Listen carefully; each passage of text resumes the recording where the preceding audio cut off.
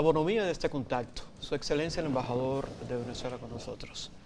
Sabe que hay una cosa que a mí me llama poderosamente la atención. Son dos. ¿Por qué el venezolano viene a la República Dominicana sin visa? ¿Y por qué el dominicano tiene que buscar visa para ir a Venezuela? Número uno. Número dos, ¿por qué el precio de un pasaje para un venezolano es poco menos de $100? Y para un dominicano eso asciende a casi $1000. ¿Por qué esas dos cosas ocurren? Mire, yo voy a hablar de los venezolanos, ¿no? Ya que le cueste $1000 Y que Venezuela tiene una línea aérea, nosotros no tenemos. No, y hablando de línea aérea, por ahí próximamente está en conversaciones para que venga Conviasa, que es una línea aérea venezolana, y para que también brinde los servicios necesarios, ¿no? Aparte de las líneas privadas que ya hay. Qué bien. Usted me decía con referente a las visas, hay que recordar que en el proceso migratorio y en una relación bilateral entre el país receptor y el país nacional son acuerdos que existen. De alguna forma, si se solicita de que de alguna manera exista una libre tránsito, pues eso tienen que estudiarlo los dos países, tanto el receptor como el nacional. El nacional Venezuela en este caso y el país receptor que es República Dominicana o viceversa. También hay que indicar de que esa visa que se le da a un dominicano o una dominicana pasa a ser prácticamente una visa de un año con múltiples entradas, puede entrar hasta 3 veces a Venezuela. Y no es más, vamos a tratar de darle una comparación, ¿no? Y no es más que cuando viene algún ciudadano, vamos a decir venezolano, cuando llega a las Américas y tiene que también pagar una tasa de turismo. Una tarjeta de turismo. Una tarjeta de turista que son de $10 cada vez que ingresa. Entonces más o menos sería algo de eso. En Venezuela no se paga esa tasa de turismo, pero se paga una visa que permite por un año entrar o salir. Claro está, son procesos migratorios en los cuales los dos países tienen que ponerse de acuerdo para llegar a una otra determinación. ¿Se pide o no se pide? No, pero el tema, y políticamente hay que recordar que eso fue producto de un proceso de los años 70 o 60, cuando muchos dominicanos... Pero en su opinión, ¿usted cree que eso debe permanecer así? No, debe haber. Fíjate que nosotros hablamos del Mercosur y nosotros manejamos un pasaporte en el cual hay libre movimiento de cualquier país de Mercosur sin necesidad de estar pidiendo visa, porque no podemos hablar de un pasaporte, no de Mercosur, de América Latina y el Caribe, regional, el cual nos permita libre tránsito, con toda la armonización migratoria necesaria, porque hay que llevar controles estables, por supuesto, y que seamos, pues, como de alguna otra manera siempre se ha hablado, en un proceso de integración, países hermanos. Yo no quiero que se quede en el tintero, embajador, y es la hermana del presidente de la República, Lucía Medina, está una propuesta muy válida de poder traer al país los restos, la osamenta de Rosa Duarte y Díez. ¿Qué está haciendo en este momento la República Dominicana en ese contexto, pero básicamente Venezuela? ¿Cómo se está vislumbrando todo este proceso? Sí, es una iniciativa que se viene realizando y desarrollando desde el 2000, que tenga conocimiento, desde el 2016-2017, por la señora diputada Medina. Sí. Y en ese contexto ya se llevó y se discutió en la Cámara de Diputados, ahora está en el proceso de la Cámara del Senado, para aprobar una ley la cual permita la repatriación de los restos de doña Rosa Duarte. Eso está en muy buena vía de solución y por supuesto de desarrollo. Tanto es así que en lo particular que corresponde a República Bolivariana de Venezuela, a Venezuela específicamente, al país, está haciendo o se hizo del conocimiento a las autoridades respectivas para que estemos atentos cuando disponga las autoridades respectivas y previa autorización del Senado la comisión necesaria para trasladarse a Venezuela. Creo que van a llevar diferentes profesionales, antropólogos y con ciertos conocimientos de la vivencia de la familia Duarte en Venezuela para determinar su ubicación y poder hacer todos los trámites de repatriación necesarios. Bueno, nosotros hemos prácticamente concluido el programa la mañana de hoy. Sin embargo, hay dos hechos que no quiero dejar de resaltar. Es el incendio que se ha originado en Villas Agrícolas, que ha cobrado hasta ahora unos 6 ciudadanos muertos y una cantidad apreciable de heridos y de gente en muy mal estado, lo que refleja la falta de medidas prudentes por parte de las autoridades. Hay una alerta de salud que habla sobre el impacto medioambiental y de salubridad que implica este incendio, porque hay partículas tóxicas que están en el medio ambiente que no son biodegradables tan fácilmente. Ojalá que a partir de este hecho lamentable las autoridades de salud y de medio ambiente adopten los protocolos necesarios y dejen de permitir que alrededor de estaciones de combustible hayan escuelas, que alrededor de la venta de gas licuado hayan escuelas, que en medio de fincas donde se hacen fumigaciones y hemos tenido grandes intoxicaciones también, se dejen de hacer esas construcciones, que sean medidas que ayuden a preservar la salud de la población. Lamentar de verdad este hecho, lo digo con profundidad. Finalmente, agradecer al señor embajador de la hermana República de Venezuela que ha tenido bien acompañarnos en la mañana de hoy, Magua Moquete Paredes y este mortal Rubén Tejeda les agradecen la sintonía, invitándola para que el sábado, cuando sean las 8 de la mañana, vuelvan a estar con nosotros. No sin antes decirle que continúen con la programación de Teleradio América. Hasta entonces.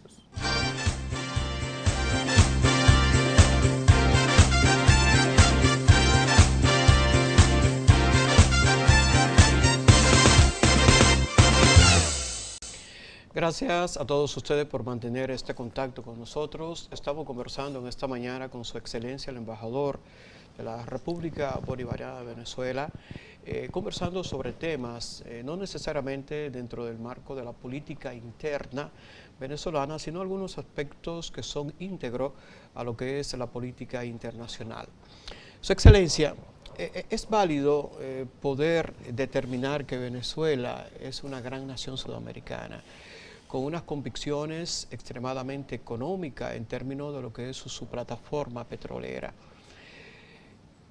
¿Le ha servido de algo todo este andamiaje en términos de esa política internacional dentro de este marco, dentro de este proceso que tiene Venezuela? Vemos que Colombia es un país que ha acogido muchos venezolanos, República Dominicana inclusive ha motivado un sitial de mucha trascendencia en términos de lo que son la situación venezolana. Pero, ¿cuál es el nivel de solución específico que puede tener Venezuela en este momento dentro de lo que son las estructuras sociales y políticas?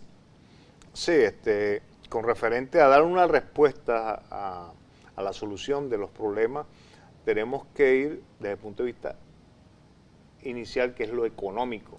Tenemos que solucionar el tema económico primero para equilibrar o nivelar el proceso de adecuación de la población, de la inversión social y por supuesto de obtener los recursos necesarios para seguir el auge de desarrollo de nuestro país.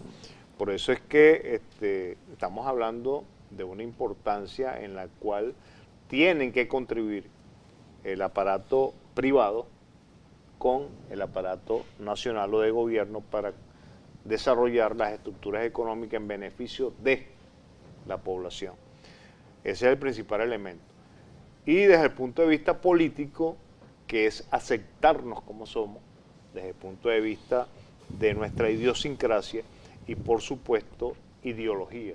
Indiferentemente de lo que podamos pensar, hay que respetarnos el uno y al otro. Si es social, si es socialista, si es socialdemócrata, si es de derecha, si es de izquierda, tiene que haber un respeto y no atacar de una manera vehemente contra la integridad personal de las instituciones, de las organizaciones y del pueblo mismo. Nosotros hemos pasado, cuando hace un momento Rubén me mencionaba Nicaragua, me llegaron varios pasajes muy difíciles que se vivieron en Nicaragua y que son un reflejo de lo que también ocurrió en Venezuela en el 2017. Y fue un ataque contra las instituciones y contra el pueblo de grupos de la oposición que adversan el proceso revolucionario. No toda la oposición, pero grupos de la oposición. Y que me perdone la audición, pero hay que recordar que quemaron personas vivas. Lo mismo ocurrió en Nicaragua. O sea, es un proceso en el cual, de alguna otra forma, variando la idiosincrasia, porque tenemos idiosincrasia totalmente diferente, que eso se haya repetido entre un país como Nicaragua de lo ocurrido en Venezuela, pues vemos que hay una inducción a ello. Por eso es que cuando usted me dice, ¿cuál es la solución? Bueno, la solución es que aquellos elementos foráneos que creen que pueden inducir, que pueden cambiar las estructuras políticas y sociales de un país, que se abstengan, que respeten lo que es la autodeterminación, la soberanía, la independencia de nuestros países, porque estamos hablando no solamente de Venezuela, estamos hablando de la soberanía y autodeterminación de los países de América Latina y el Caribe, que es muy importante. Entonces ese sería el segundo aspecto. Por ejemplo, hay el gobierno norteamericano, el actual, habla de libertades democráticas, pero ¿qué pueden ellos identificar como libertades democráticas dentro de un sistema que para ellos lo ven totalmente diferente al que han inducido a través del tiempo a otras naciones? Por eso es que el concepto de democracia es general, y dentro de eso general hay que determinar realmente qué es lo que tú puedes entender por democracia, si son las libertades sociales o las libertades políticas que cada país debe de cumplir porque tú se las impongas, ¿no? Cada pueblo, nosotros tenemos una constitución, la Constitución de la República Bolivariana de Venezuela, y una de las grandes cosas que ha ocurrido y que se ha mantenido el proceso es por el respeto a esta constitución, la Constitución de 1999, la que permite que de alguna u otra forma existan referéndum contra un mandatario nacional, contra las autoridades políticas regionales, con las mismas instituciones del Estado, porque lo permite la Constitución. Tanto es así que nosotros salimos del atolladero del 2017, y cuando digo atolladero porque nos llevaban a una guerra civil, es producto de la Constitución. El reflejo, la solución de ese problema fue producto de la Constitución cuando se llamó el artículo 348, 349 y 350 a una Asamblea Nacional Constituyente, y por supuesto se llamó nuevamente a un proceso en el cual todos los venezolanos y venezolanos fuimos a la paz nuevamente después que nos traían en un proceso muy violento. Por eso es que la importancia, primero, solventar los problemas económicos. Segundo, respetar las constituciones. O esto sería lo primero, por no dejarlo de segundo, las constituciones de nuestros países. Y tercero, el respeto que se debe dar con la no intervención de elementos foráneos y respetar la autodeterminación de todos los pueblos soberanos. Embajador, pero cuando se habla del término de la democracia y del socialismo, hay un aspecto que tiene que ver con la tolerancia. Por ejemplo, los presos políticos, el cierre de medios de comunicación, la incautación de empresas privadas por parte del Estado. Todo este accionar no ha sido lo que ha provocado, si se quiere, un poco la reacción, en este caso particular, de los Estados Unidos, que trata de velar porque se le preserven los derechos a los ciudadanos allí. El gobierno de los Estados Unidos yo creo que vela por sus intereses. En Venezuela no podemos hablar de que ha existido una intervención de los medios de comunicación social. El 80% de los medios está en manos privadas. El otro 20% es unos canales del Estado y mayor democracia, que es que darle a las comunidades su derecho a también formar núcleos comunicacionales en las regiones, en los municipios, en los barrios. Pues imagínate la importancia que se le da. Estamos hablando que el 80% en manos privadas y el otro 20% en manos del Estado. Cuando hablamos de empresas privadas, las empresas privadas han sido respetadas en nuestro país, todo lo contrario, han cerrado por mutuo propio. Más aún, lo que ha desarrollado Venezuela son las empresas nacionales y rescatado de el fuero, vamos a decir, internacional, como la empresa petrolera, en su oportunidad, y no rescatado, sino exigir lo que realmente le corresponde a un Estado, a un gobierno obtener por las riquezas que son explotadas en un país por terceros o por grandes corporaciones. Por eso es que cuando usted me menciona que Estados Unidos lucha porque aquellos pueblos que prácticamente tienen una dictadura, bueno, yo le podría decir que esa no es Venezuela, porque en Venezuela no hay una dictadura, que la quieren hacer ver como una dictadura. Bueno, si es una dictadura donde todos los días, bueno, se patenta de alguna forma una vulnerabilidad en la cual hasta le faltan el respeto al presidente de la República, dicen lo que mejor les parece, etcétera, etcétera. O sea, en Venezuela hay libertades públicas, hay libertades democráticas y más aún nos los exige la Constitución de la República Bolivariana de Venezuela. Hay tres grandes naciones, diríamos que son emporios económicos. El caso de los Estados Unidos, China y Rusia. Y justamente en esta semana el presidente Nicolás Maduro acaba de arribar a unos acuerdos que le van a propensar a Venezuela unos 6.000 millones de dólares. La pregunta es, ¿hacia dónde va este dinero? Porque aunque se habla a grosso modo de una inyección económica de esa naturaleza, no se especifica cuáles son las áreas a intervenir en beneficio de la población de Venezuela. Bueno, básicamente va a ir dirigido a lo que es al término de salud y al término de alimentación. Tanto es así que se está asegurando la importación del trigo, que es tan importante, y más que nosotros, un país en el cual nos acostumbraron a comer el pan, y el trigo también fundamentalmente produce una harina que es el principal elemento vamos a decir, de confección de algunos alimentos. Pues tenemos ya asegurado por parte de Rusia el trigo necesario para el año 2019, y así como el trigo, que es fundamental para la alimentación, tenemos otros rubros desde el punto de vista de la tecnología. Ahorita se nos está con Rusia ofreciendo un aparataje tecnológico con el tema de las comunicaciones. Entonces nos van a permitir también tener una mayor autonomía aparte de los satélites que ya tenemos. En ese contexto también podemos decir que esa inversión tanto de Rusia, de China, de Turquía, ahorita hay un convenio de venderle el oro. Y hablando del oro, fíjense que Venezuela le está pidiendo a Gran Bretaña que nos devuelva un oro que tenemos nosotros en depósito en ese país, no lo quieren devolver, el oro, imagínense ustedes, ¿no?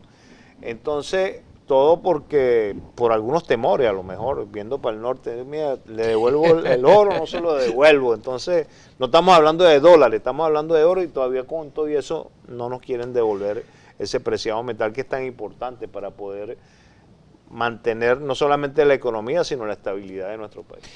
Estamos conversando esta mañana con Su Excelencia y nos sentimos muy complacidos de que Su Excelencia tiene una capacidad muy determinante de poder dar unas respuestas muy concisas y muy precisas. Y nosotros nos sentimos muy bien, definitivamente. No es un elogio, sencillamente. No. Sencillamente. Estamos hablando. Estamos hablando. Estamos conversando con Su Excelencia, el embajador de Venezuela. Dentro de un instante Estamos con ustedes, Rubén Tejeda Peña, Magua Moquete.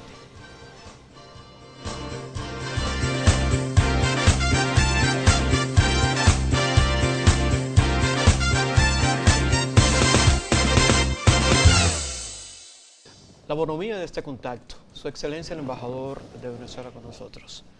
Sabe que hay una cosa que a mí me llama poderosamente la atención. Son dos. ¿Por qué el venezolano viene a la República Dominicana sin visa? ¿Y por qué el dominicano tiene que buscar visa para ir a Venezuela? Número uno. Número dos, ¿por qué el precio de un pasaje para un venezolano es poco menos de $100? Y para un dominicano eso asciende a casi $1,000. ¿Por qué esas dos cosas ocurren? Mire, yo voy a hablar de los venezolanos, ¿no? Ya que le cueste $1,000 y que Venezuela tiene una línea aérea, nosotros tenemos. No, y hablando de línea aérea, por ahí próximamente está en conversaciones para que venga Conviasa, que es una línea aérea venezolana, y para que también brinde los servicios necesarios, ¿no? Aparte de las líneas privadas que ya hay. Qué bien. Usted me decía con referente a las visas, hay que recordar que en el proceso migratorio y en una relación bilateral entre el país receptor y el país nacional son acuerdos que existen. De alguna forma, si se solicita de que de alguna manera exista una libre tránsito, pues eso tienen que estudiarlo los dos países, tanto el receptor como el nacional. En el nacional Venezuela en este caso y el país receptor que es República Dominicana o viceversa. También hay que indicar de que esa visa que se le da a un dominicano o una dominicana pasa a ser prácticamente una visa de un año con múltiples entradas, pueden entrar hasta 3 veces a Venezuela. Y no es más, vamos a tratar de darle una comparación, ¿no? Y no es más que cuando viene algún ciudadano, vamos a decir venezolano, cuando llega a las Américas y tiene que también pagar una tasa de turismo. Una tarjeta de turismo. Una tarjeta de turista que son de $10 cada vez que ingresa. Entonces más o menos sería algo de eso. En Venezuela no se paga esa tasa de turismo, pero se paga una visa que permite por un año entrar o salir. Claro está, son procesos migratorios en los cuales los dos países tienen que ponerse de acuerdo para llegar a una otra determinación. ¿Se piden o no se piden? No, pero el tema, y políticamente hay que recordar que eso fue producto de un proceso de los años 70 o 60, cuando muchos dominicanos... Pero en su opinión, ¿usted cree que eso debe permanecer así?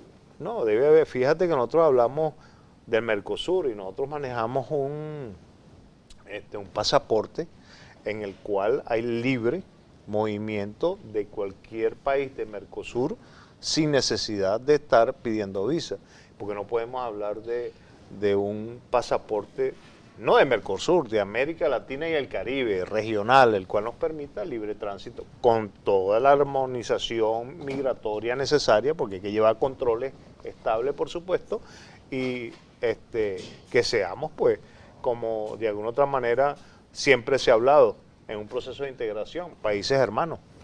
Yo no quiero que se quede en el tintero, embajador, y es la hermana del presidente de la República, Lucía Medina, está una propuesta muy válida de poder traer al país los restos, la osamenta de Rosa Duarte y Díez. ¿Qué está haciendo en este momento la República Dominicana en ese contexto, pero básicamente Venezuela? ¿Cómo se está vislumbrando todo este proceso? Sí, es una iniciativa que se viene realizando y desarrollando desde el 2000, que tenga conocimiento, desde el 2016-2017, por la señora diputada Medina. Sí. Y en ese contexto ya se llevó y se discutió en la Cámara de Diputados, ahora está en el proceso de la Cámara del Senado, para aprobar una ley la cual permita la repatriación de los restos de doña Rosa Duarte. eso está en muy buena vía de solución y por supuesto de desarrollo. Tanto es así que en lo particular que corresponde a República Bolivariana de Venezuela, a Venezuela específicamente, al país, está haciendo o se hizo del conocimiento a las autoridades respectivas para que estemos atentos cuando disponga las autoridades respectivas y previa autorización del Senado la comisión necesaria para trasladarse a Venezuela. Creo que van a llevar diferentes profesionales, antropólogos y con ciertos conocimientos de la vivencia de la familia Duarte en Venezuela para determinar su ubicación y poder hacer todos los trámites de repatriación necesarios. Bueno, nosotros hemos prácticamente concluido el programa la mañana de hoy. Sin embargo, hay dos hechos que no quiero dejar de resaltar.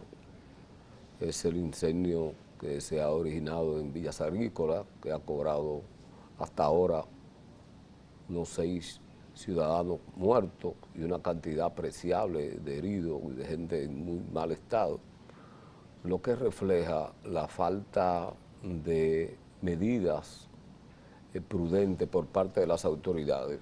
Hay una alerta de salud que habla sobre el impacto medioambiental y de salubridad que implica este incendio, porque hay partículas tóxicas que están en el medio ambiente que no son biodegradables tan fácilmente. Ojalá que a partir de este hecho lamentable las autoridades de salud y de medio ambiente adopten los protocolos necesarios y dejen de permitir que alrededor de estaciones de combustible hayan escuelas, que alrededor de la venta de gas licuado hayan escuelas, que en medio de fincas donde se hacen fumigaciones y hemos tenido grandes intoxicaciones también, se dejen de hacer esas construcciones, que sean medidas que ayuden a preservar la salud de la población. Lamentar de verdad este hecho, lo digo con profundidad. Finalmente, agradecer al señor embajador de la hermana República de Venezuela que ha tenido bien acompañarnos en la mañana de hoy, Magua Moquete Paredes, y este mortal Rubén Tejeda les agradecen la sintonía, invitándola para que el sábado, cuando sean las 8 de la mañana, vuelvan a estar con nosotros. No sin antes decirle que continúen con la programación de Teleradio América. Hasta entonces.